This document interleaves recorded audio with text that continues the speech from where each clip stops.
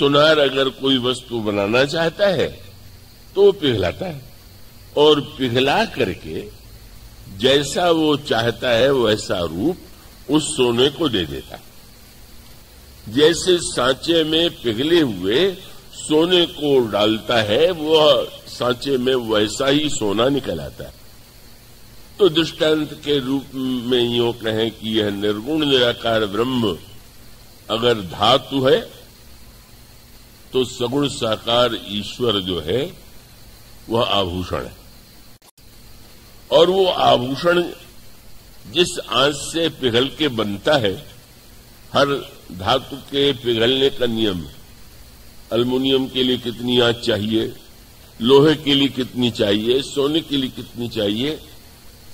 तो ये जो ब्रह्म है इसको पिघलाने का कोई उपाय देव भक्तों ने सोचा, तो इसको किसी तरह से पिघलाया जाए और फिर इसको अपने मन की इच्छा के अनुकूल रूप दिया जाए।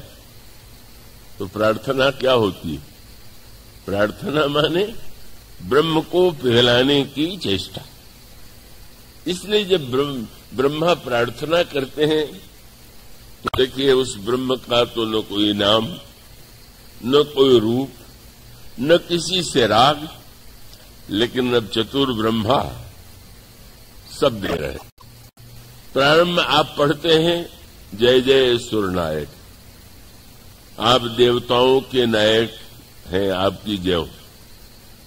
तो भगवान देवताओं के नायक हैं तो असुरों का नायक कौन है? असुरों को का निर्माण कहां से हुआ है? पर इसका अर्थ ये है कि अगर ये कह दें कि आपके लिए तो सुर असुर बराबर है तो फिर सारा सत्यानाश हो जाएगा। जब वे कहने जा रहे हैं कि आप असुरों का वध कीजिए तो अपने दल में उनको सम्मिलित पहले करना होगा।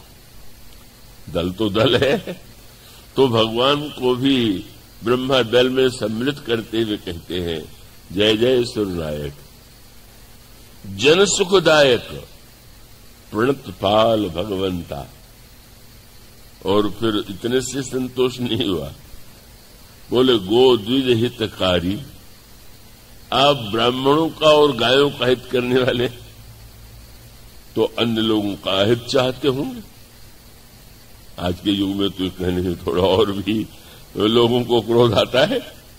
ये क्या हुआ कि गोदी हितकारी, तो उसको आप उस तरह से न देखिए। उसके बाद भी ब्रह्मा से नहीं रहा गया तो एक शब्द भगवान को एक उपाधि और दे दिया, गो द्विज हितकारी जय असुरारी। आप असुरों के शत्रु हैं, देवताओं के नायक हैं, भक्तों की इच्छा पूर्ण करते हैं।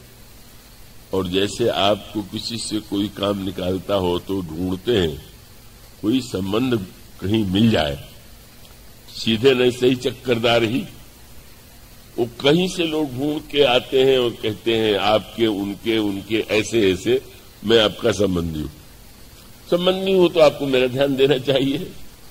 तो उन्होंने तुरंत भगवान से नाता भी जोड़ लिया। कहने लगे जय जय सुरनायक, जन सुखदायक, प्रणत पाल भगवंता, गो द्विजहितकारी जय असुरारी।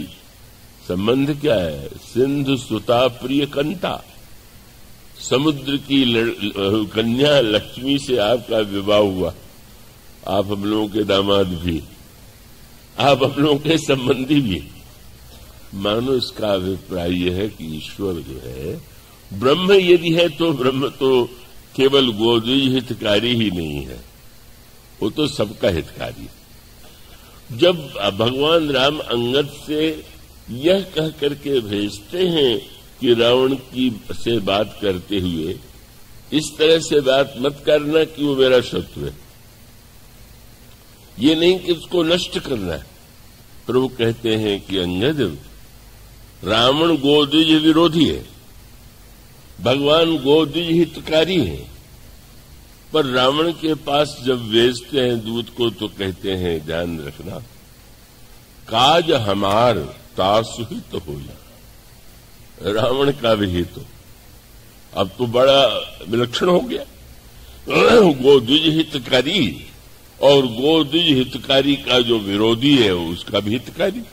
इसलिए भक्त शास्त्र का जो ईश्वर है वो अवतरित होता है और भक्त की भावना के अनुकूल ही जो नाम रख दे वो नाम स्वीकार कर लेता है, जो रूप दे दे वो रूप स्वीकार कर लेता है, जो गुण दे दे वो गुण स्वीकार कर लेता है। और तब उसके वशिष्ठ जी से महाराज दशरथ ने कहा, बालक का जन्म हुआ है, इसका नाम तो रखिए। तो वैसे तो ब्रह्म का कोई नाम ही नहीं था, अब इस बालक का नाम रखना है। तो वशिष्ठ जी ने रखा तो उन्होंने ये कहा कि भाई ये तो या तो इसका कोई नाम नहीं, और अगर नाम है तो चाहे जो नाम, इनके नाम अनेक अनूपा, अनेक नाम, सब नाम अनोखे, चलो मैं एक नाम रख देता हूं राम। इस तरह से भक्तों ने पहले दशरथ जी ने मनु के रूप में भगवान को रूप दिया।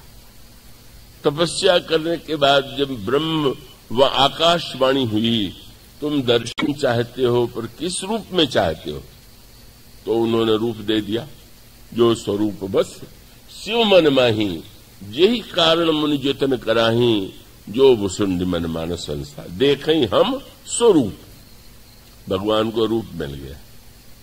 वशिष्ठ जी ने भगवान को नाम दे दिया, जो नाम रहित था, जो रूप रहित था, उसको नाम भक्तों ने दिया, उसको रूप भक्तों ने दिया, और गुण भी भक्तों ने ही दिया।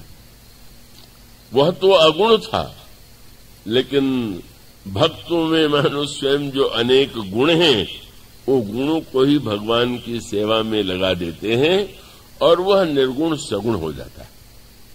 और तब भगवान कैसे होंगे? आप जैसे होंगे। आप जितने बड़े भक्त होंगे, अगर त्रेता युग में राम राज्य बना तो राम तो वही हैं, द्वापर में कृष्ण भी वही हैं, शूकर बाराह भी वही हैं, नृसिंह भी वही है, पर जैसा सांचा भरत के पास था वैसा किसी के पास नहीं था। श्री भरत जो हैं, गोस्वामी जी से पूछा गया कौन बड़ा कौन छोटा, उनका बड़ा छोटा ईश्वर नहीं होता है, भक्त छोटा बड़ा होता है।